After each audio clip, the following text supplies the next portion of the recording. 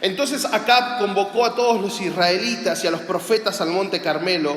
Elías se paró frente a ellos y dijo: ¿hasta cuándo seguirán indecisos, titubeando entre dos opiniones? Si el Señor es Dios, síganlo, pero si Baal es el verdadero Dios, entonces síganlo a él. Sin embargo, la gente se mantenía en absoluto silencio. Entonces Elías le dijo: yo soy el único profeta del Señor que queda, pero Baal tiene 450 profetas. Ahora traigan 2 toros. Los profetas de Baal pueden escoger el toro que quieran, que luego lo corten en pedazos y lo pongan sobre la leña de su altar, pero sin prenderle fuego. Yo prepararé el otro toro y lo pondré sobre la leña del altar y tampoco le prenderé fuego. Después invoquen ustedes el nombre de su Dios y yo invocaré el nombre del Señor. El Dios que responda enviando fuego sobre la madera, ese es el Dios verdadero. Y toda la gente estuvo de acuerdo. Le puse como título al sermón de esta noche: probabilidad de lluvia. Sí, creo hoy había probabilidad de lluvia, no sé si se corrió o desapareció. Probabilidad de lluvia, creo que es algo que constantemente uno va viendo cómo va a estar el clima, y de pronto hacía 33 grados el otro día y bajó y hacía 7 de la mañana y ya mañana sube otra vez. Bueno, un clima bastante particular el nuestro aquí en estas hermosas tierras, pero es impresionante cómo puede cambiar el clima tan rápido. Y habíamos hablado hace un tiempo cómo qué desesperante fue el momento de los incendios, y orando para que esa lluvia cayera, y no había lluvia y no había indicios de nada, y cómo se celebraba un poco de lluvia en esos momentos tan críticos. Recuerdo cuando estuve viviendo en la provincia de Córdoba, en Santa Rosa de Calamuchita, me mostraban fotos de los incendios, de uno de los últimos grandes incendios, y era desesperante ver el fuego al lado de las casas, era desesperante ver cómo no se podía apagar, y toda esta cuestión que corre, ¿no? Que siempre corre, ¿no? Que hay gente que prende a propósito, ¿no? Que es un descuido, vaya a saber lo que es, pero ahí estaba, y la alegría que uno tenía cuando eso se apagaba. Cuando la lluvia caía, cuando llovía torrencialmente y ya no había necesidad de utilizar otros medios. Ahora, en esta historia que estamos viendo, el pueblo venía de una sequía muy grande, una sequía provocada, producto de su alejamiento de Dios, provocada por una palabra de parte del profeta, una situación bastante delicada para el pueblo, un pueblo que se había volcado al paganismo, un pueblo que había dejado a Dios de lado, y un pueblo que había aprendido a vivir sin Dios, un pueblo que había aprendido a vivir sin altar. Porque el texto dice que el altar de Dios estaba derribado, que ni siquiera estaba presentado, es decir, estaba derribado. Y Elías tiene que hacer un trabajo de restauración. A veces me gusta ver en YouTube, ni recuerdo el canal, pero hay gente que restaura cosas y que quedan increíbles, ¿no? Y uno dice: ¿cómo puede ser que encontraron ese mueble o ese juguete antiguo o ese aparato electrónico y con paciencia van restaurándolo, ¿no? Y uno dice: increíble, algo que se estaba por desechar, algo que ya no servía más, y le puso empeño, se puso a trabajar, le dedicó horas, reemplazó las piezas, y eso volvió a sonar, volvió a quedar nuevo, volvió a quedar como nunca tendría que haber dejado de estar. Y creo que esa misma pasión y esa misma entrega es la que nosotros tenemos que ponerle a nuestra vida. Una determinación que tiene que marcar nuestra vida, nuestra familia. Probabilidad de lluvia. Y ellos estaban viviendo 3 años. Sí, 3 años de sequía, 3 años sin lluvia. Y quiero que veamos en esta noche rápidamente 3 acciones para que las probabilidades de lluvia aumenten sobre nuestra vida.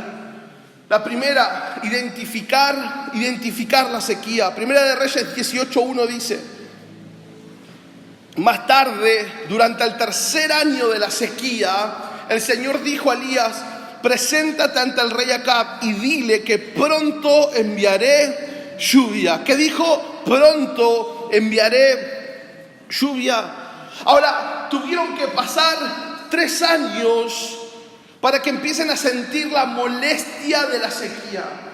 No pasó un mes, no pasaron 2 meses, no pasaron 3 meses, no pasó 1 año ni 2. Tuvieron que pasar 3 años para que la sequía empiece a ser terrible para ellos y para que empiece a molestarles, porque anteriormente no les molestaba. El pueblo había oficializado la adoración a Baal. Habían aprendido un nuevo culto, una nueva adoración.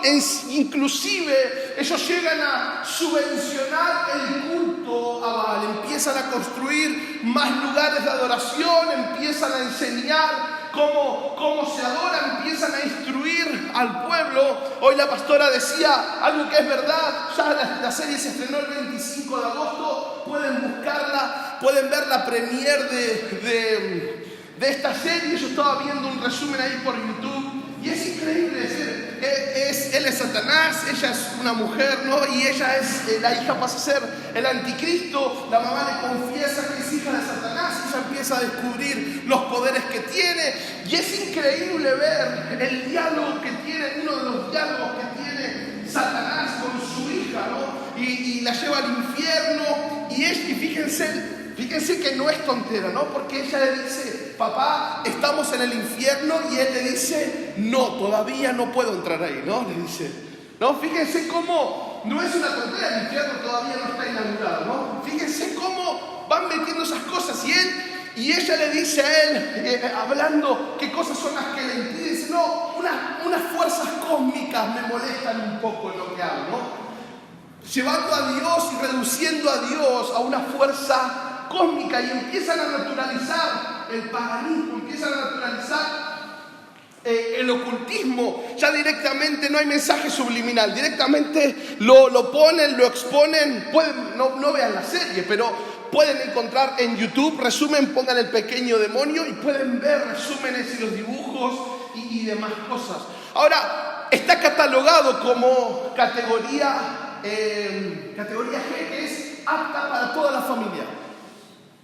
Está categorizada la serie como apta para toda la familia. Es decir, no es que, bueno, mayores de 18 años, no, está categorizada. Es decir, si tus hijos entran al servidor y ponen películas o series infantiles, de pronto le puede salir eso, porque está catalogada para todo el público. Ahora, se empieza a normalizar, se empieza a naturalizar, y en el pueblo de Dios pasó eso. La adoración a Baal se oficializó y encima ellos subvencionaban este culto al punto tal de que daban para eso, construían para eso, obraban para eso, y ellos empezaron a excluir, a hacer a un lado y a olvidarse de Dios.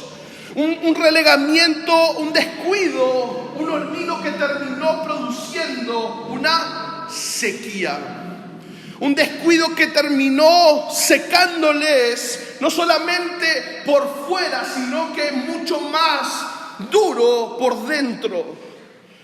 Juan capítulo 4, versículo 14 dice: pero todos los que beban del agua que yo doy no tendrán sed jamás. Esa agua se convierte en un manantial que brota con frescura dentro de ellos y les da vida eterna. Los que beban del agua que yo doy, dice el Señor, no van a tener sed jamás, porque esa agua se convierte en un manantial que brota con frescura dentro de ellos. Ahora, qué paradójico y qué contradicción es tener acceso a la fuente de agua de vida y estar seco. Qué contradicción es que teniendo acceso ilimitadamente y diariamente a la fuente de agua de vida eterna, podamos estar secos, podamos estar viviendo una vida de sequía.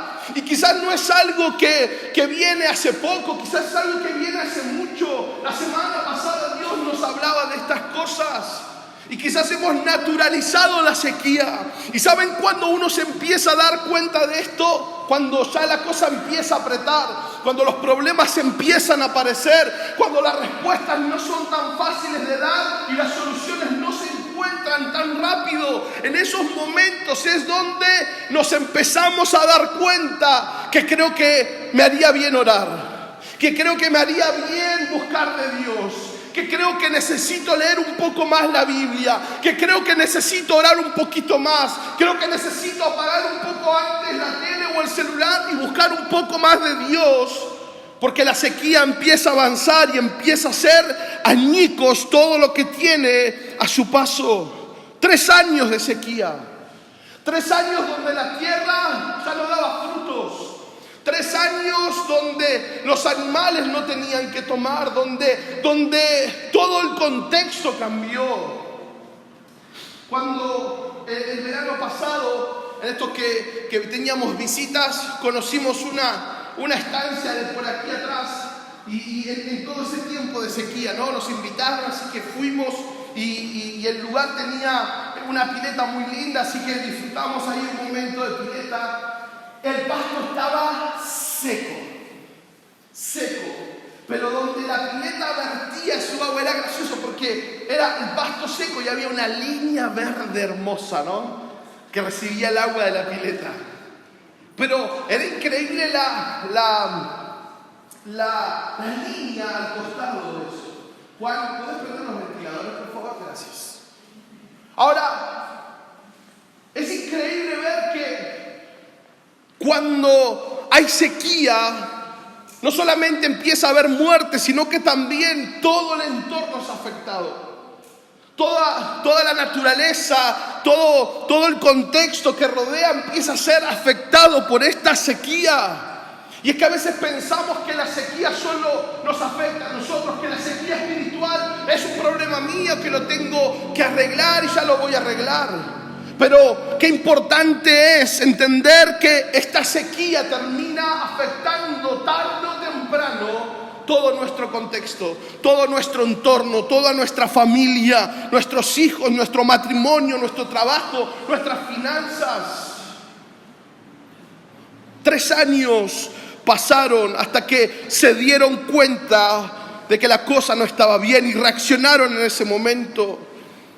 La sequía no es una cuestión de antojo climático, ¿no? Bueno, ojalá que llueva, Dios quiera que llueva. Es una necesidad espiritual, una necesidad de estar constantemente buscando ese agua fresca, constantemente saber que de nosotros está fluyendo ese agua de vida eterna, pero necesitamos identificar la sequía. Y uno dice, ¿cómo puede ser que uno no se dé cuenta que hay sequía? Es que claro, podemos estar viviendo nuestra vida en la sequía. Nada cambia. 3 años. No fue el primer mes. No fue a mitad de año. No fue al fin de año. 3 años pasaron de sequía. Identificar la sequía. Lo segundo, reconocer la causa del quiebre. Primera de Reyes, el versículo 7 dice: cuando Acab vio a Elías, exclamó: ¿así que realmente eres tú el alborotador de Israel? El rey Acab le dice a Elías: ¿así que sos vos el que genera el problema en Israel? ¿Así que sos vos el que está generando conflicto en el pueblo? ¿Así que sos vos el culpable de esta situación que estamos viviendo, de esto que vemos, de la muerte de los animales, de este pasto seco? ¿Sos vos el que alborota a Israel? ¿Cómo puede ser tan fácil echarle la culpa a otros sobre la propia condición? A Elías lo vieron como el que turbaba a Israel, el que alborotaba a Israel, el que provocó todo esto. Porque, ¿qué es lo que pasó? El pueblo se había volcado al paganismo, se había volcado a la idolatría, y Elías dice que por su palabra, con la autoridad de parte de Dios, no iba a volver a llover hasta que él lo dijera. Y el rey no fue capaz de ver su propia condición. El rey no fue capaz de examinar la causa del quiebre, el motivo por el cual la sequía tuvo que llegar. La culpa para él era de Elías. La culpa para él no era del pueblo, no fue su decisión, era de Elías. Porque él había orado, porque él, que representaba a Dios, mostraba un Dios de manos cerradas y hacía que no llueva. Pero la culpa era del pueblo, era la elección de vida de ellos. Nadie les había obligado a adorar a Baal, nadie les había obligado a solventar en la adoración a este culto, nadie. Son propias decisiones. Y es verdad que muchos buscan tirar las culpas para otro lado, para no reconocer su condición. Hace unos días veíamos la exposición y defensa pública de alguien conocido, y en vez de responder a lo que se le acusaba, ¿qué hizo? Acusó a otros. Es decir, no reconoce la culpa propia, sino que es mejor ensuciar a otros. Y no estoy diciendo que haya sido mentira, ¿verdad? Lo que estoy diciendo es qué actitud. Es la actitud que tuvo el hombre en el huerto, ¿no? ¿Qué pasó a Adán? No, es que la mujer que me diste. Y Eva, ¿qué pasó? No, es que la serpiente. Es algo tan natural en el hombre, en la mujer, echar culpas a otro lado con tal de no reconocer nuestra condición, con tal de no reconocer que nos hemos equivocado. La más fácil para el rey fue decirle: así que sos vos el que alborota a Israel, así que sos vos el que hace que todo esto esté así. O sea, ¿no ves tu culpa? ¿No ves tu condición? ¿No ves el pueblo que 3 años está perdido y echás culpa sobre otros? Un pueblo que jugaba a 2 puntas. Un pueblo que jugaba a adorar a Baal, le gustaba la temática, le gustaba, se creían que producto de eso recibían beneficios. Y bueno, es verdad que estaba Dios también, pero cada tanto nos podemos acordar de Dios. Mientras tanto podemos jugar a 2 puntas. Y es acá donde Elías le confronta y dice, en el versículo 21, Elías se paró frente a ellos y dijo: ¿hasta cuándo van a seguir indecisos, titubeando entre 2 opiniones? Si el Señor es Dios, síganlo. Pero si Baal es el verdadero Dios, entonces síganlo a él. Sin embargo, la gente se mantenía en absoluto silencio. ¿Por qué había silencio? Porque sabían que no estaban convencidos. Sabían que no estaban haciendo las cosas bien. Como diría el dicho popular, cualquier bondi les dejaba bien, ¿no? Cualquier decisión, bueno, estaba bien, importante. Bueno, lo podemos seguir llevando así.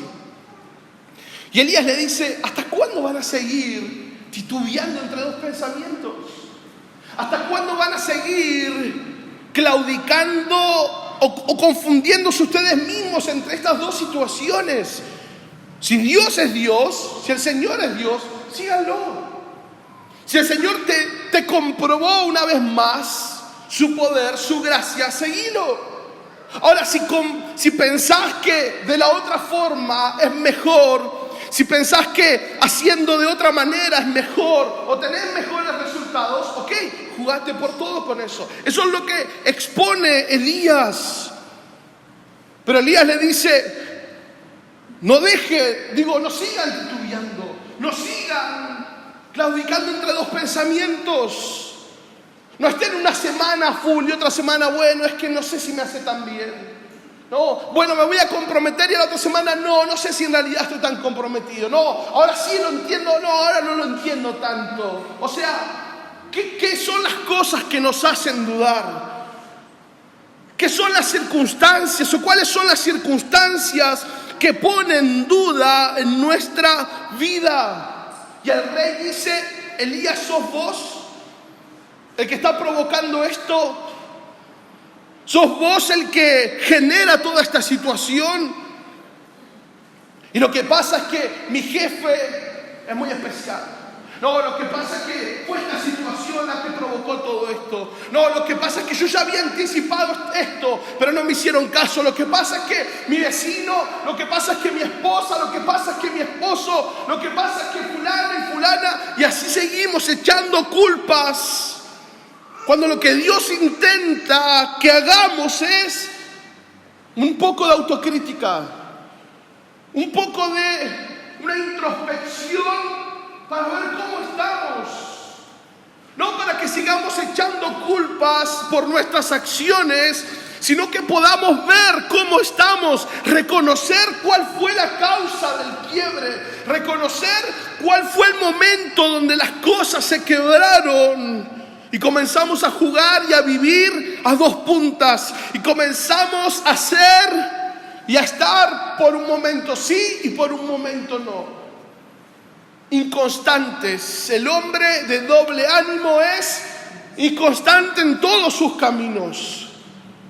Un día se levanta para conquistar el mundo y otro día hay que levantarlo a él porque no se puede levantar. Un día se lleva el mundo por delante y otro día el mundo se lo lleva a él, ¿no? Porque es inconstante, tiene doble ánimo. Imagínense un Jesús así. Imagínense un Jesús enseñándole a sus discípulos: pronto está mi hora, no, ya llega mi hora, voy a ser entregado y demás el otro día. Yo, Jesús, ¿qué te pasa? No, es que no quiero morir, no quiero morir, no. Jesús, ¿qué te pasa? No quiero saber más nada. No. Imagínense lo que sería. Señor, preparo las cosas para la última cena la semana que viene. La semana que viene hoy no está, ¿sí? Esperemos. No, la semana que viene organizamos. Bueno, Señor, vos avisás. No, prepara todo. Bueno, están preparados. Suspendimos porque Pedro no podía venir la semana que viene, ¿no? Imagínense a un Jesús así. Gracias a Dios que no fue así. Pero poder reconocer cuál fue la causa del quiebre. Digo, ¿en qué momento nuestro corazón se dividió, nuestro pensamiento claudica? Porque hay jornadas y hay días donde nos sentimos a muerte con Dios, donde nos sentimos más que nunca firmes, y hay días donde nuestro pensamiento claudica entre dos cosas, entre dos opiniones, entre dos posturas, entre dos puntos de vista, y se manifiesta en nuestras acciones, se manifiesta en nuestras palabras, se manifiesta en lo que hacemos en casa, cuando no nos ven, cuando nos ven en el trabajo, se manifiesta en lo que hacemos. ¿Cómo queremos ordenar nuestra vida si nuestro corazón no encuentra orden? ¿Cómo queremos ordenar lo que está por venir si no permitimos que Dios ordene lo esencial, el corazón? Porque a veces es verdad que le decimos: Señor, enderezá mis veredas, enderezá mis caminos. Señor, tu palabra es lámpara que alumbra mi camino. Y es verdad, pero digo, el Señor quiere ordenar lo más importante, el corazón. El Señor quiere traer orden en lo interno para luego alterar lo externo, para luego modificar lo exterior. Si queremos que las probabilidades de lluvia aumenten, no solamente tenemos que identificar la sequía, sino también reconocer la causa del quiebre. Y por último, tomar la iniciativa de la restauración. Dice el versículo 30, entonces Elías llamó a la gente: vengan acá. Así que todos se juntaron a su alrededor mientras él reparaba el altar del Señor que estaba derrumbado. Entonces Elías llamó a la gente: vengan acá. Así que todos se juntaron a su alrededor mientras él reparaba el altar del Señor que estaba derrumbado. Elías arregló el altar. Fue una determinación personal. Ya hacía mucho tiempo que el altar estaba destruido, derribado, y Elías toma la posta y dice: esto lo arreglo. Fue una determinación personal. No hay forma de modificar una ciudad, una nación, una provincia, un país sino parte de una decisión personal. Y el speech lo hemos escuchado un montón de veces, se han escrito canciones, ¿no? Para cambiar el mundo empieza por ti, ¿no? El cambio está en uno, ¿no? Eslogan que son increíbles, pero es una realidad en lo espiritual. No podemos pretender que el mundo cambie si nosotros no cambiamos personalmente. Nosotros somos los responsables de edificar el altar cada día. Y me gusta porque Elías lo que termina haciendo es llamando a los demás. Porque hay una necesidad de gente que esté encendida. Porque hay una necesidad de que no solamente el pastor o el liderazgo o los músicos o el que dirige esté encendido, ¿no? Porque los demás venimos y escuchamos, no, porque hay un montón de gente que necesita. Hay un montón de gente que tiene su altar derribado, que necesita que alguien le vuelva a enseñar a construirlo. No, pero pastor, para eso está usted. No, también están ustedes. Si tus hijos no buscan de Dios, es porque hay alguien que no está enseñando correctamente a edificarlo. Y yo sé que es un desafío. Yo sé que a veces para los chicos cansa, es pesado. Mi mamá nos sentaba en la mesa a hacer el devocional. ¿No? Y teníamos que orar oraciones que no acuerdo que teníamos que ahí pensar bien, pero era la costumbre. Y nos mostraba cómo hacerlo y lo veíamos a través de su vida. Pero si yo no lo hago, si mi vida no lo hace, si mi vida tiene el altar derribado, ¿cómo puedo pretender que otros sepan cómo restaurarlo? ¿Cómo puedo pretender que otros sean encendidos? No podemos obrar naturalmente sobre un Dios sobrenatural, con un Dios sobrenatural, con un Dios que piensa las cosas de manera eterna. Las cuentas terrenales no funcionan de la misma forma en lo espiritual. ¿Cómo podemos pretender que nuestra vida cambie, que nuestra familia cambie si nosotros no cambiamos? ¿Cómo podemos pretender que Dios venga como hada madrina a solucionar nuestros problemas cuando no hay un compromiso? Cuando no estamos comprometidos con Dios. Y vemos a un Dios como un Papá Noel.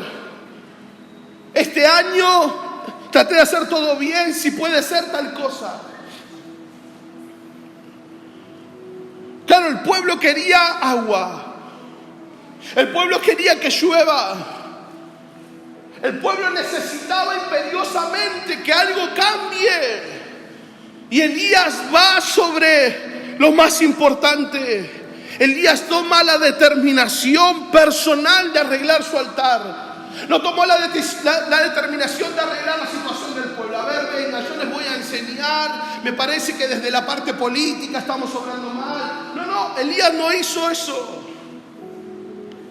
Elías no propuso un plan de infraestructura para que nunca más la sequía vuelva. Elías no dijo, lo que pasa es que los gobernantes que tienen, que era todo verdad. Elías fue a lo concreto. Elías fue hasta el lugar donde estaba lo que era el altar de Dios derribado. Y antes de empezar a armarlo, le dijo, vengan acá. Vengan acá porque tienen que ver qué es lo importante. Vengan acá porque acá es donde tienen que ver y prestar atención. Porque esto determina el rumbo de sus vidas. Porque estas piedras determinan el rumbo de tu familia, determinan el rumbo de una nación, determinan la respuesta de lluvia sobre tu vida. Esto es lo importante. Lo otro puede esperar. Esto es lo importante. Vengan a ver esto. Porque lo otro puede esperar. No se puede prestar la comunión con Dios. No puedo prestarle a mi esposa, a mi hija, la comunión propia. No me pueden prestar su comunión a mí. No le puedo prestar a usted mi comunión. La comunión es personal. La decisión es personal. Hay que poner manos a la obra. A veces solo hay ganas, no de restaurar. Pero es como cuando hay un proyecto entre manos. La gente se emociona, ¿no? Y de pronto llegó eso que tanto esperaban y puede dedicarle horas. ¿Por qué? Porque está emocionado, porque está emocionada. Y llega el día donde se va a dar tal cosa, o llega tal cosa que compró, viene esto, viene lo otro, se va a cerrar el negocio. Y hay una emoción porque llegue y uno piensa, ¿no? Y uno entra en internet y busca el modelo que se va a comprar. Y busca lo que si le conviene o no, o qué prestaciones tiene. Y va a cambiar el auto y se mete a Mercado Libre y empieza a buscar y demás. Y mira. Porque hay una emoción volcada sobre eso. Pero a veces solo hay ganas de restaurar y no hay determinación. A veces solo hay ganas de restaurar, pero no hay determinación para eso. Pero si seguimos con los brazos cruzados no va a pasar absolutamente nada. Pablo le decía a Timoteo: te aconsejo que avives el fuego del don de Dios. Te aconsejo que lo avives. Ese fuego que fue puesto por la disposición de manos, avívalo. No dice que lo encienda, dice que lo avive. Porque si hay algo que avivar, es que hay algo que se puede apagar. Si hay algo que uno tiene que avivar, es que hay algo que se puede apagar. No, pero yo puse el fuego, puse el papel, puse la leña, y ahí está uno soplando, ¿no? Y no agarra, estaba húmeda la leña.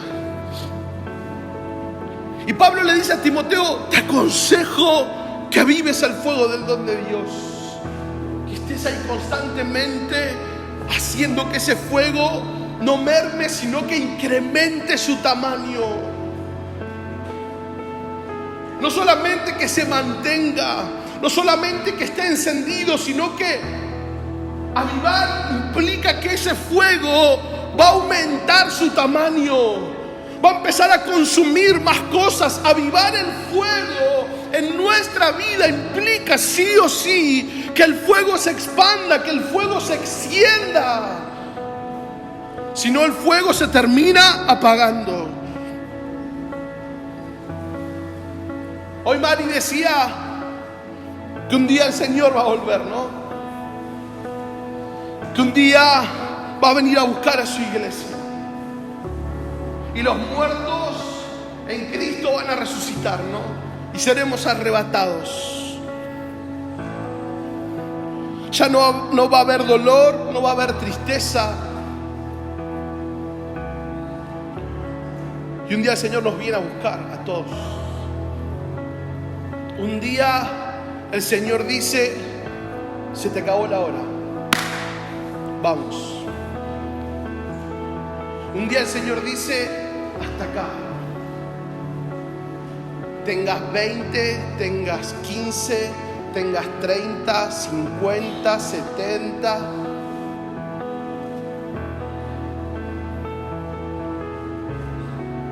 Ahora, pero mientras hay vida, hay esperanza. Mientras estamos acá, todavía hay esperanza. Mientras estamos acá, todavía estamos a tiempo de recomponer el altar, de buscar a Dios, de aprovechar la vida al máximo. Pero aprovechar la vida al máximo es vivir la vida que Dios quiere. Aprovechar la vida al máximo es vivir avivando el fuego de Dios para que se expanda, para que no solamente sea algo propio, para que mi familia sea avivada, para que mis compañeros de trabajo sean avivados, para que mi ciudad sea avivada, para que la gente que esté al lado nuestro sienta el calor de ese fuego. Ese calor que no solamente se ve en nuestras acciones, sino que se percibe, se siente. Y de esa manera las probabilidades de lluvia son muy grandes. Oseas 6:3 dice: y conoceremos y proseguiremos en conocer a Jehová. Vamos a conocer, ya lo conocemos, pero vamos a proseguir nuestra vida y nuestros días en conocer a Jehová. Como el alma está dispuesta a su salida. ¿Y qué dice? y vendrá a nosotros como la lluvia tardía y temprana a la tierra. El Señor siempre está dispuesto. El Señor siempre está esperando que tomemos la iniciativa de la restauración. Este año Dios viene renovando nuestras vidas. Año de la renovación. Pero solo es año de la renovación para aquellos que han decidido dejarse renovar por Dios. Solo es año de la renovación para aquellos que le pierden el miedo al proceso de Dios y se dejan renovar. Claro que en el proceso de Dios, en una renovación, en una restauración, hay que pulir, hay que limpiar, hay que tratar bastante para que luego el resultado final sea increíble. Pero es año de la renovación. Y está dispuesta, como dice, su salida, y vendrá a nosotros su presencia, su persona, su fuego, como la lluvia tardía y temprana a la tierra. Tomar la iniciativa de la restauración. Pronóstico de lluvia.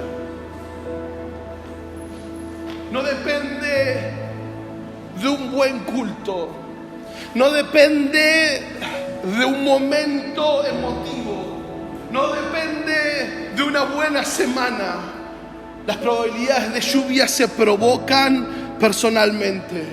Las probabilidades de lluvia las provocamos con nuestras acciones diarias. Iglesia, deseo y deseamos que en tu vida personal, que en tu vida espiritual, esas lluvias de bendición no cese y que pueda regar tu corazón, que pueda regar tu mente, que pueda regar tu familia, tus acciones, tu trabajo, tus amigos, el vecindario, que todo sea bendecido a través de tu vida. Padre, gracias te damos en esta noche. Gracias, Señor, por tu palabra. Gracias, Padre del cielo, por esa lluvia que está dispuesta a caer sobre nuestras vidas, Señor. Señor, esa lluvia que está dispuesta a regarlo todo, a volver a dar vida donde había muerte, a volver a encender el corazón, a volver a encender el espíritu, Señor.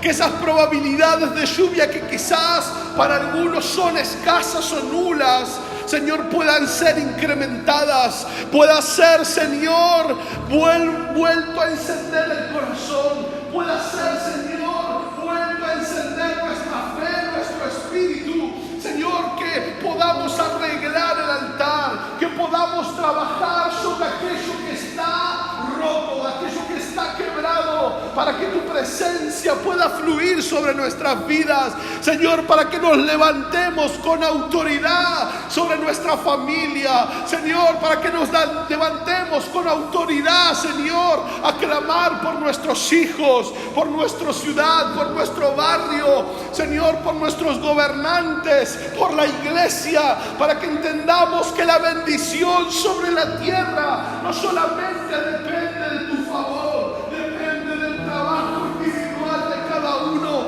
depende de la búsqueda del compromiso de tu iglesia, Señor, para que vuelva a llover sobre nosotros, para que vuelvas, Señor, a hacer llover sobre esta ciudad, sobre esta nación, Señor, que comiences un proceso de restauración, que comiences un proceso personal, individual, Señor, de búsqueda, Señor, que comiences un proceso personal de restaurar lo que se había roto, de volver a priorizar lo que otras cosas han dejado, Señor, de lado. Señor, que vuelva a ser prioridad tu presencia, que vuelva a ser prioridad tu palabra, que vuelva a ser prioridad tu persona sobre nuestras vidas, que vuelva a ser prioridad, Señor, tu palabra, tu voz en medio de tanta adversidad, en medio de tanta situación, Señor, complicada, que tu palabra vuelva a ser el ancla que sostiene nuestra vida, que tu palabra vuelva a direccionar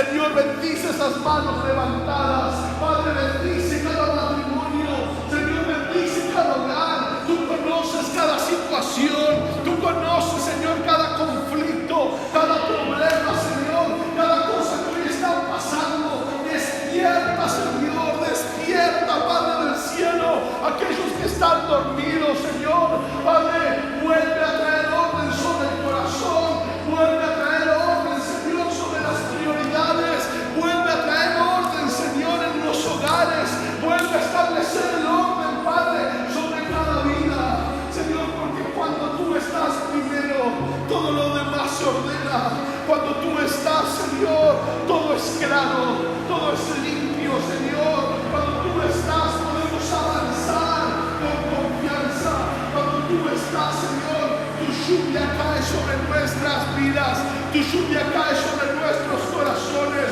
tu lluvia cae sobre nuestros hogares. Esa lluvia que bendice, esa lluvia, Señor, que hace brotar los sueños, esa lluvia que bendice a los demás, Padre. Gracias te damos, Señor, gracias te damos por tu palabra. Gracias, Señor, por todas las cosas que vas a hacer. Gracias, Señor, porque vuelves a dar vida donde había muerte. Gracias, Señor, porque tu palabra es la que vuelve a confrontar nuestro corazón, es la que vuelve a confrontar nuestra mente, es la que vuelve a confrontarnos con nuestro propósito, es la que vuelve, Señor, a mostrarnos la importancia de estar alertas, porque tú vienes a buscarnos, Señor, porque un día vas a volver a buscarnos y tu venida está más pronto de lo que creemos y tu venida está más pronto y más cerca de lo que pensamos, Señor. Padre, gracias, Jesús.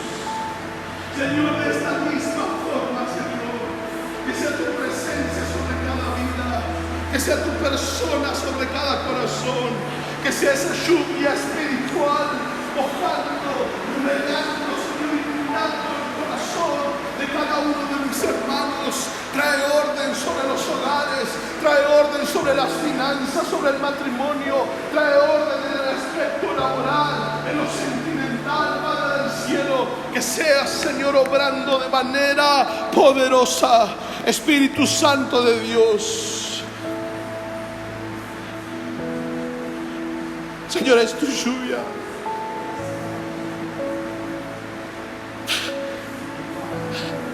Señor, así quieres hacer llover sobre nuestras vidas.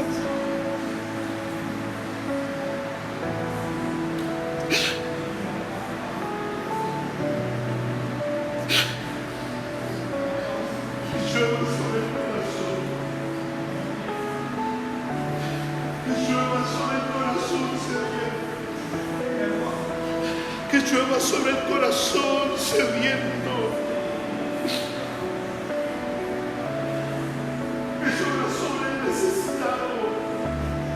Sobre el quebrantado, que llueva sobre el afligido, que llueva sobre el angustiado, que llueva sobre el que tiene cargas, que llueva, Señor, que sea tu bendición.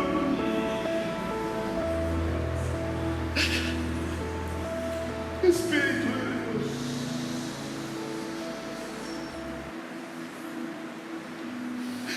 Espíritu de Dios.